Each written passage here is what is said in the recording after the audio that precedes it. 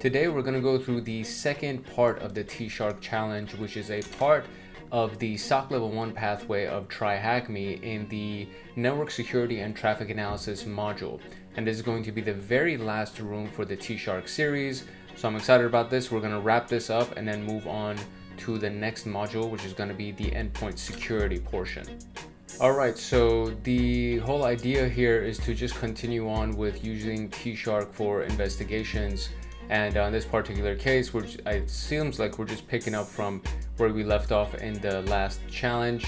The TShark basics video and the TShark CLI Wireshark features, those should be viewed first. If you haven't gone through those already, a lot of the basic command line options and parameters that we will most likely use in this room are going to be talked about in those various videos. So if you haven't checked those out, definitely go check those out. This is a part of TryHackMe's subscriber portion, so you would need a subscription for this. But if you have Kali Linux installed, or if you want to use it because it's free, it's an open source software, it's an open source platform operating system, you can definitely install it on your computer using something like hypervisor or VirtualBox, anything of that sort.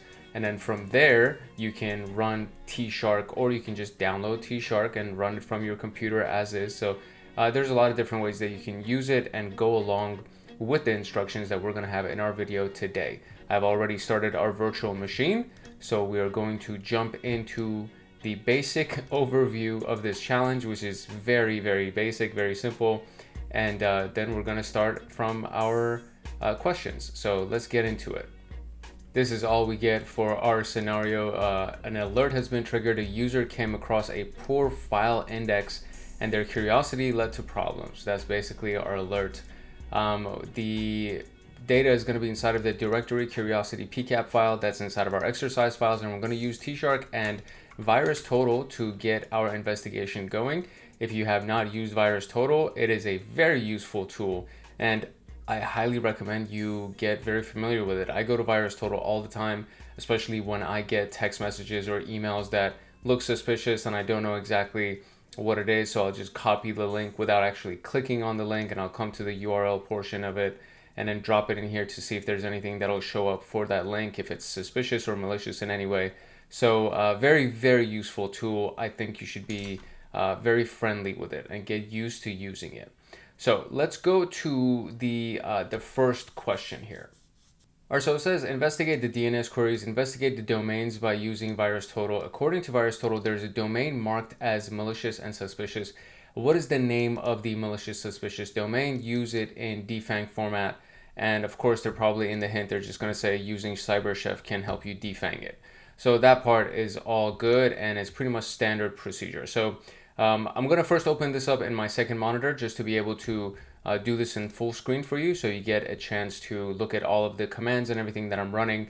And from there, we'll actually do our investigation and hopefully get some nice answers going for this thing. So I'm going to just drag this off camera and off screen, and we're going to proceed as such. All right, so we're going to open our terminal, and we're going to get to the folder that has our exercise file. So that's basically the first portion of this. It should be in our desktop. So we're in the home Ubuntu. We're going to list our desktop. Yeah, there it is. So desktop, and then there is the exercise files. So in here, we should have directory curiosity pcap. And what we're going to do is we're going to just basically read it with TShark real quick. And I want to export it to just a text file that I can kind of refer to over and over and over again. So we're going to do directory, we're going to read that, and then we're just going to do this little symbol right here, and then we're going to export it into curious.txt. And that should take a couple of seconds, and then we'll have the entire red format of this thing inside of the curious.txt. So here it is. When you just cat the file onto the screen, it's obviously a very massive file. There's a lot of data that's inside of it. I used the -v option, capital V, for verbosity, and I just reran it. So that's basically, this is what it looks like. So let me actually clear one more time just so you can see what the full command looks like. And this is the full command. We just added this -v at the very end right here, just so we can get verbose output inside of our curious.txt file. So we just have a lot of data to work with, and it gives us most of the information and all of the details. So as you can see, when you cat through that, there's going to be a lot of information that really is going to be missed because it's just too big of a file, and it's not going to show on our terminal. So what I want to do is, based on what the instructions said, we want to look at all of the DNS portions of this and see what domain names show up. And then we're going to take those domain names to VirusTotal to see which one has been marked as a malicious or suspicious domain name. So first, we're going to look at all of the DNS queries. Okay, so here is the DNS output, and I'm going to show you what I used as a command to read this. And essentially the command at the very top is just to cat the file, and then we pipe the output into a grep command and we search for DNS. That's all I did. And we see that we have a variety of different things that show up, including a list of domain names, it seems like, at the bottom right here. So we have, you know, Microsoft Corporation, we have VOMS. This kind of looks a little bit suspicious right here, so I may just check that out.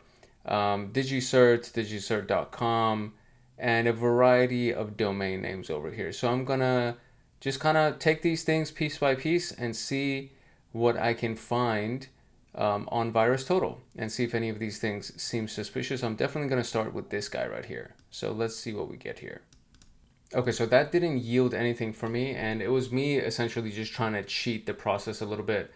So one of the ways that we can actually literally just use TShark to search through the file for something that would be of interest to us is by just using the read parameter and then using the capital Y parameter as well, which allows you to search, and then you can just search for anything inside of the file, for example, DNS. And so if we just run this, we'll get a bunch of queries right here, right? So, and you'll see that inside of this, you have all of these, there's a bunch of data for each line, for example, the IP addresses that are associated with it, there's port numbers and various things that are associated with it.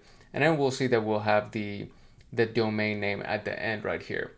So just looking at this, there is a few things that kind of seem fishy. This thing's kind of scrolling out of control here. If I just scroll up a little bit, I will see that we have the jx2bavong.com. Not exactly sure what this is, and it shows up twice over here. We have Bing, we have more Bing, Microsoft, IECV list, Microsoft. There is another piece right here that's an extension for Microsoft as well. So there's a lot of different extensions here to Microsoft, or I want to say subdomain. I think that might be the word. So there are a lot of subdomains for Microsoft, but there is this one domain right here that seems really fishy from the list that we have over here. So, and this wasn't originally on my previous version, my cheating version of this, where I exported it to the text file and I tried to read the text file for the DNS and try to find it that way. So it wasn't there. So let's see if that specific domain actually will be useful for us. So let's run this here and see if this shows up in any way. And it does. Look, okay, so we actually do have some malicious malware results that came in from our people over here at VirusTotal. So now what we want to do is we want to defang this. So we're going to go to CyberChef and we're going to just drop it in our input, and then from the input we're going to add a recipe to it to defang the URL, which is one of the more popular things that are available. You just drop that in here, the defang URL piece,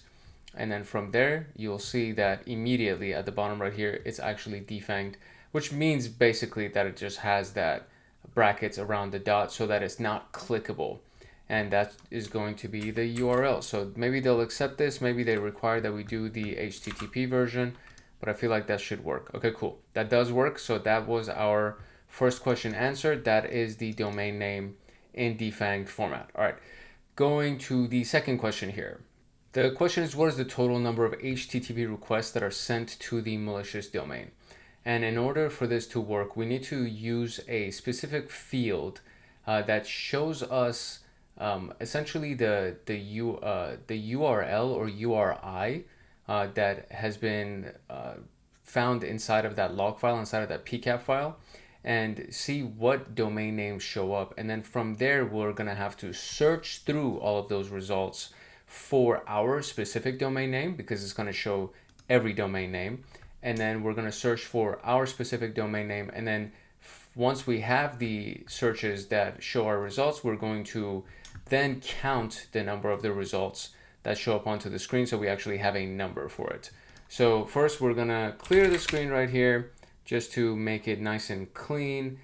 And from here, the specific request that we're looking for is the HTTP request full URI. And this is a field that shows up inside of this PCAP file in multiple instances. And then for that field, there is a variety of values. So the original query looks like this, right? So we're gonna read the file, and this is essentially what we're gonna do the entire time that we go through this exercise. And then we're gonna look at the fields in text format. That's what the capital T does.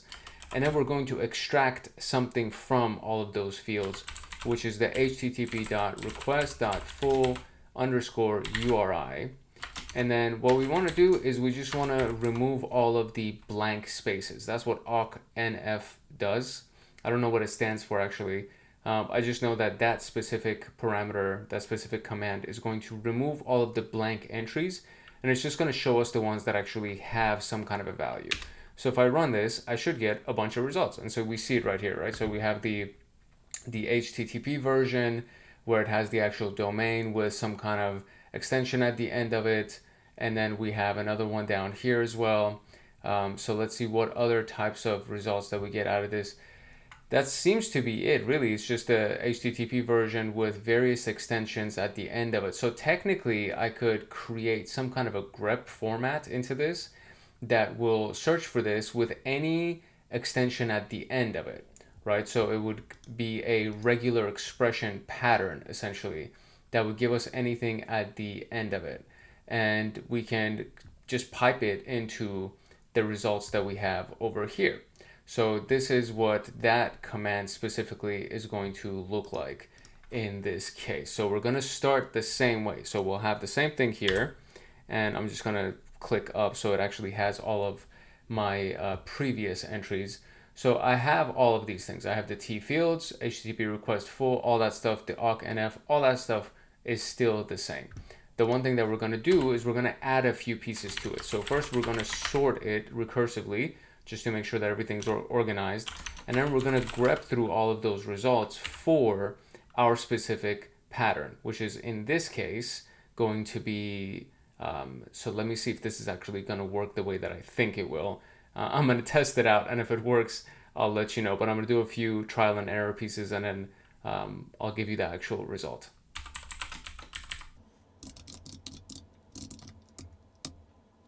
Okay, cool. So that actually did work, and that was the pattern that I put in place, where essentially it gave me the domain that we have with an asterisk at the end of it, just to provide a wildcard for everything else that shows up here.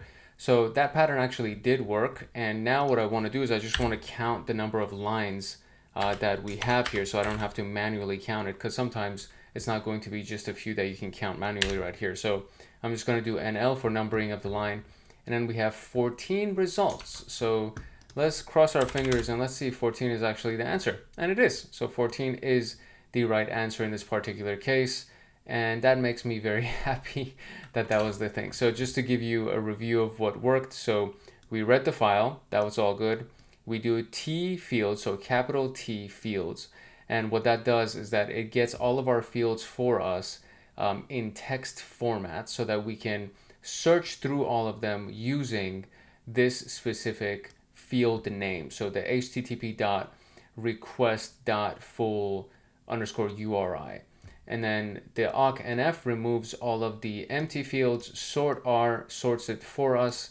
And then from here, we just grep through the list that we had. So I had to see whether or not it showed up in the previous version, and we do see that it shows up in a lot of different ways. It just has a bunch of extensions, and we want to see how many different times this domain actually shows up. So in order to make that happen, you just create a grep command, a search command, and you put inside of your quotations the domain name / still is included in it, and then that asterisk at the very end acts as a wildcard character. So anything that was shown or anything that was searched for in addition to that main domain is also going to show up.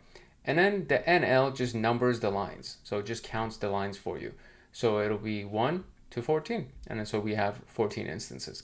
There's a version of this that you can do, that if you go over here before you do the grep and you do the sort R, and before all of these things actually right here, I can also do a capital E where I extract the field itself, and what we're looking for is header, and we're going to do yes as in true, and then we're going to run that, and it's going to actually, oh, it didn't work, so I think I may have used the incorrect parameter. Let me double check and make sure, because there's a way that you can run this and it'll actually give you the header name, meaning the name of the field that we've extracted. So let me just double check that real quick. No, this actually is the right option. I did type it out correctly. There's nothing missing in this particular case. For some reason, it's just not showing the header. Basically, what it would do is that it would just print this at the top right here.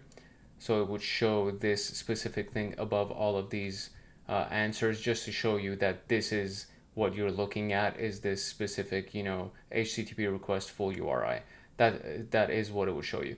But apart from that, it's all good. I wonder maybe if I didn't have it including with the grep command. So let's just try that real quick before we move on. It's not important. This part doesn't really, it's not that big of a deal, but I am curious as to whether or not it is working properly.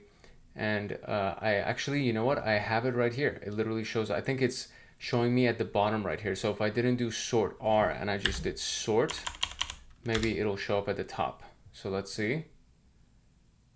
Yeah, it does show up at the top. Okay, so the two things was that number one, we can't grep it and expect it to show, because grep, you're looking for a specific result. So obviously the header portion wouldn't show in there.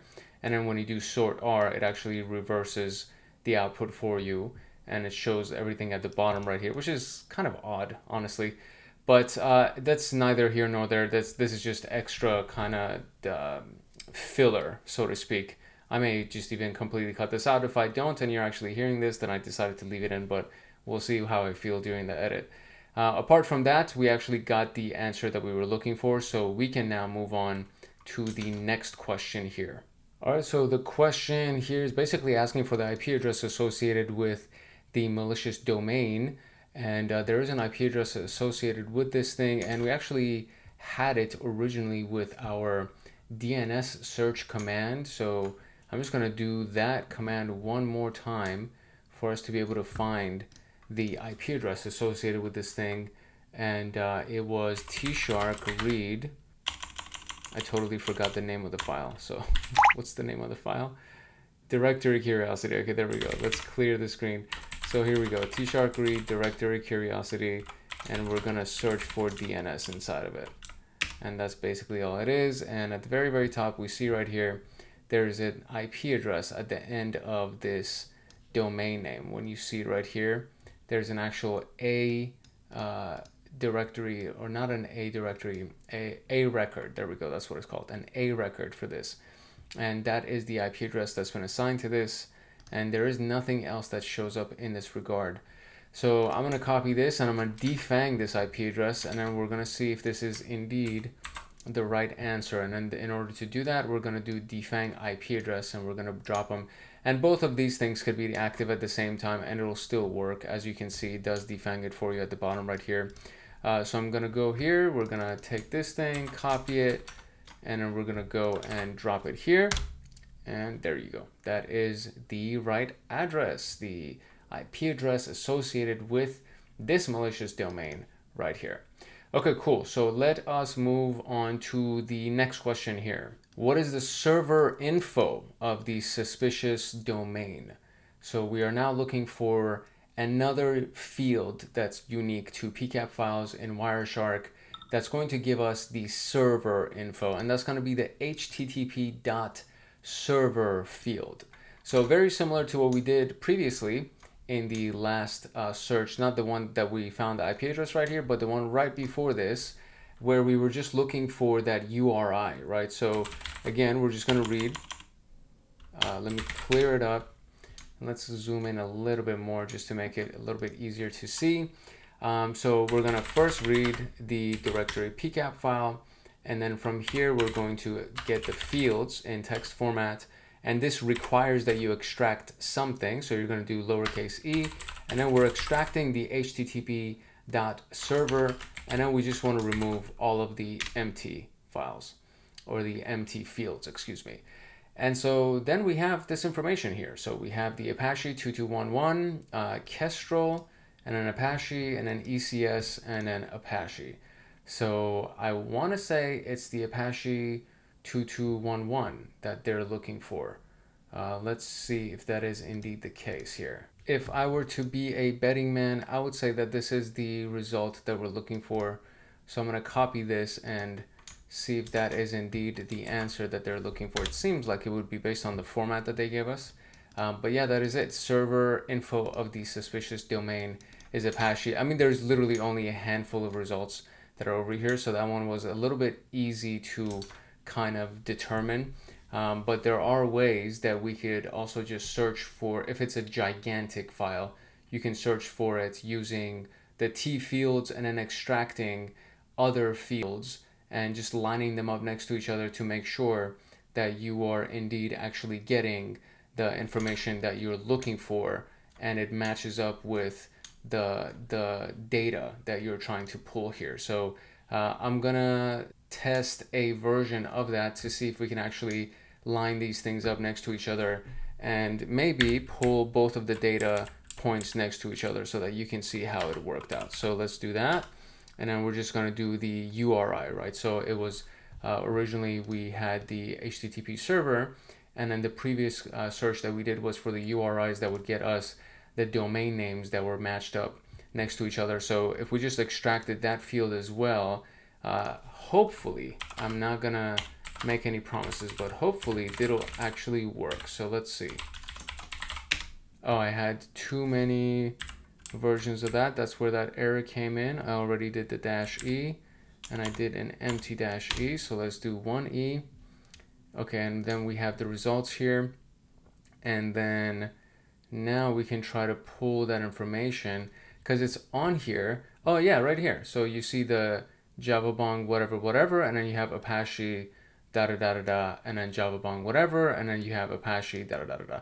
So these are the actual fields associated with these domains. And then of course DigiCert also has Apache or whatever, but in this particular case what we're looking for is for this malicious domain name, what was the server, and we do have Apache 2.2.11, etc., etc.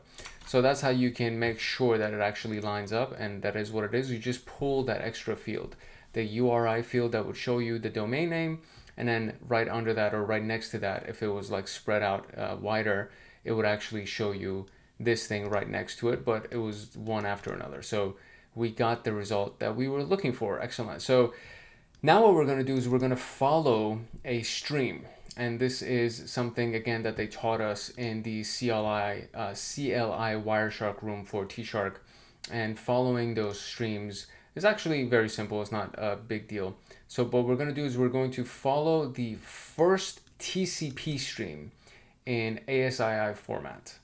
All right, to follow the first TCP stream in ASCII, we are literally going to use the follow parameter, and then you're going to choose TCP, ASCII, so on and so forth. So I'm just going to read that for you, or excuse me, I'm going to type that out for you so you can just see how it plays out.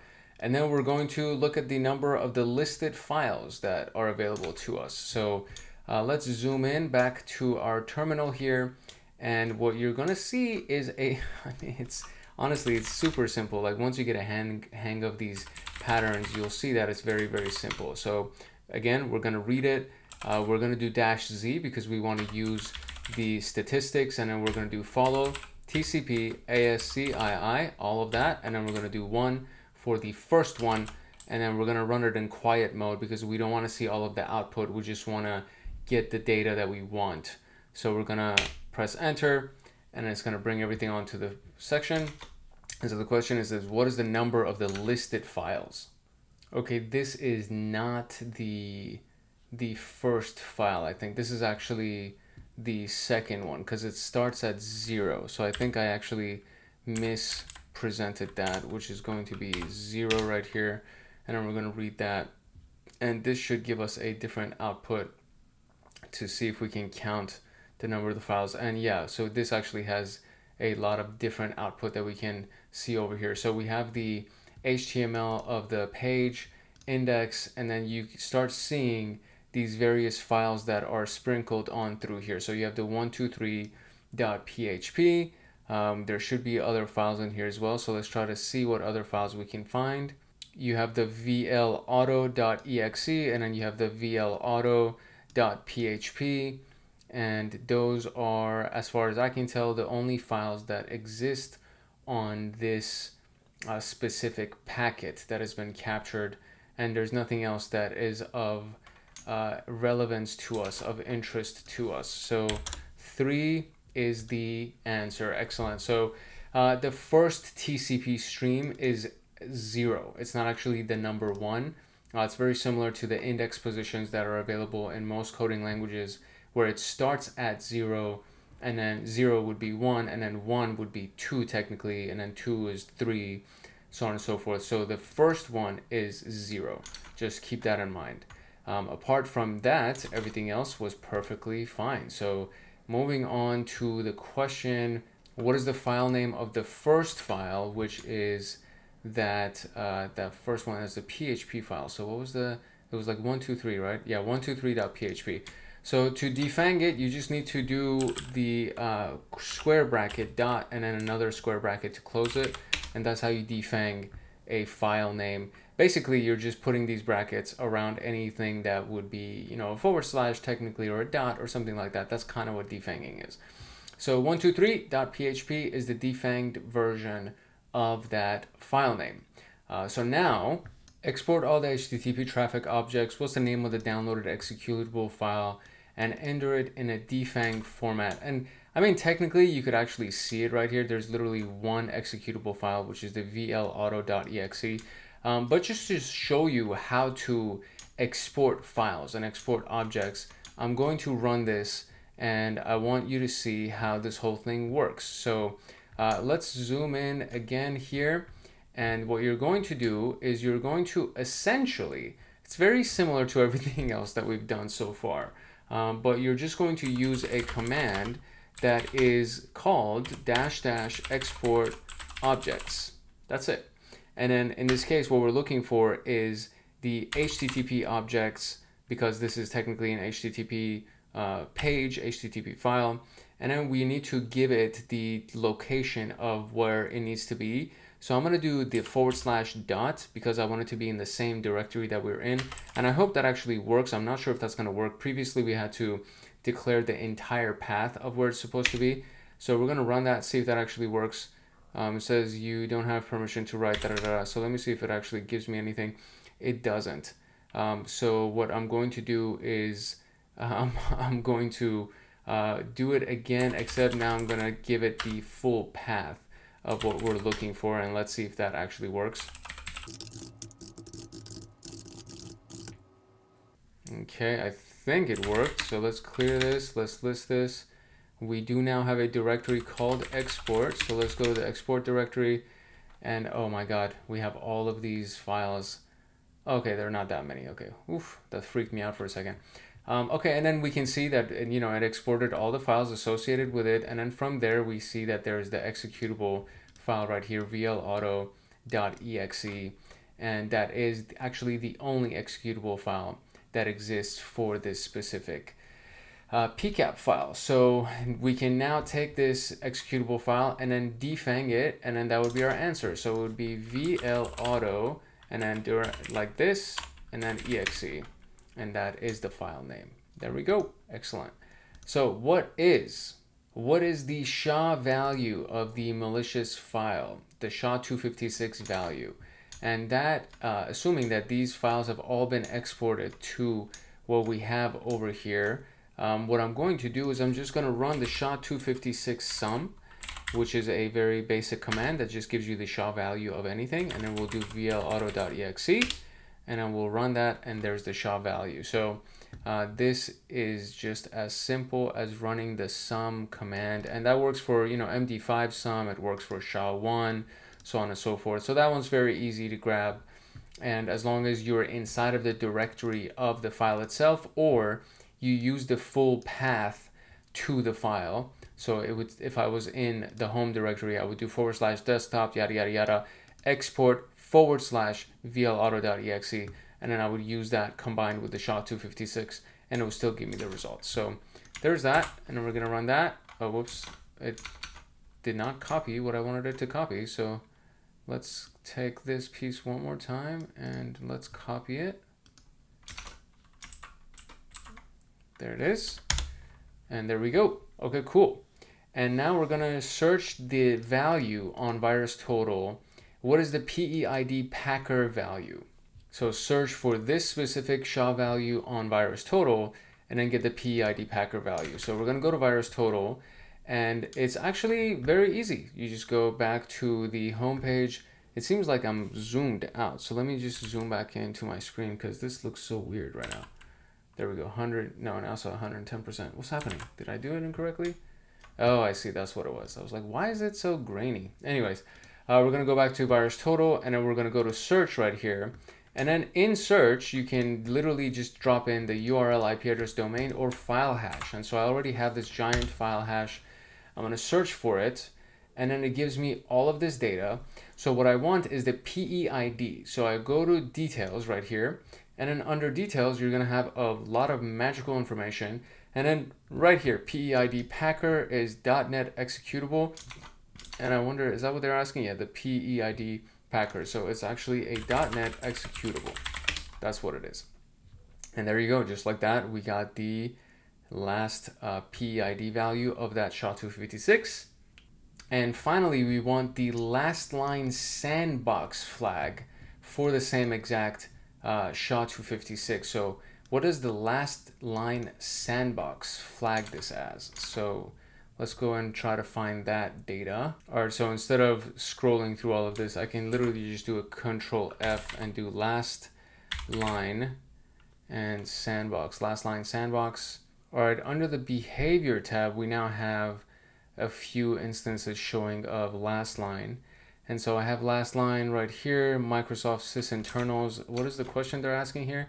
What is it flagged as? So let's see. I have this right here, and display group sandbox reports here. We have last line, oh, here we go. Last line flags this file as a malware Trojan. And that should be our last question. Voila, we are officially done with this lab. Excellent, we are done. That was a fairly quick lab, and we have plenty more like that in store already in the scheduled content. And then of course, if you just want to find more information like this, you can go scroll through our channel, and there's a lot of videos. There's currently 199, but then there's 2 that are scheduled, and by the time that you see this video, we're definitely going to be over 200, because this is going to be scheduled after, I think, like there's 2 or 3 more pieces that are recorded that's going to come out. So it's going to be an exciting series of videos that are going to come out, and this is all under SOC level 1 because they updated the SOC level 1 pathway, so everything is over here. This is the original playlist for SOC level 1, and all of these videos were shot months ago, like 8 months ago is when these things started. And from here, we just got a notice that this was updated and there's a lot of new content that was added. So now we're just finishing it up to make sure that we have a complete playlist for SOC level 1 from TryHackMe. So you can find that, and you can find everything else that's available. SOC level 2, I have to put the playlist on the homepage right here, but if you actually go under playlists, we already have the SOC level 2 playlist that's out. There's 25 videos on the SOC level 2 playlist, and there's a lot of other playlists and everything else that's going on. So you can definitely see what is available to you and take advantage of it. And to get notified of videos like this, or to get any other type of video, or get some videos made for your comments and everything that comes in, make sure that you like, subscribe, and turn on the notification bell so that you get notified the next time that a video comes out. And again, if you actually drop a comment and if you have a good question that's a deep question and it requires a long answer, I'll create a video in response to your question, and then that'll help you, of course, but it'll also help the rest of the community as well. So make sure that you like, subscribe, and turn on that notification bell so that you get notified the next time that a video comes out.